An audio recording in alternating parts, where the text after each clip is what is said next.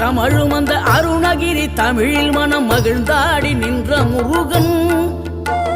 கிழவி இவள் புலமை கண்டு அழகு மிகும் குழந்தை என மகிழேறி வந்த குமரன்.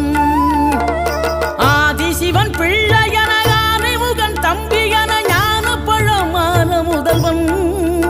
நீ பாடும் குரல் வளம் கொடுக்கும் பனிமலையில் வாழும் அந்த பார்வதியின் இளைய புதல்வன். தேனெடுத்து திணை வளர்க்கும் சிறு குருத்தி வள்ளியவள் சிந்தையில நின்ற மன்னவா. நீ நாடி வரும் பக்தர்களின் நாட்டம் அதை தனித்தருளும் ஞான குருநாதன்.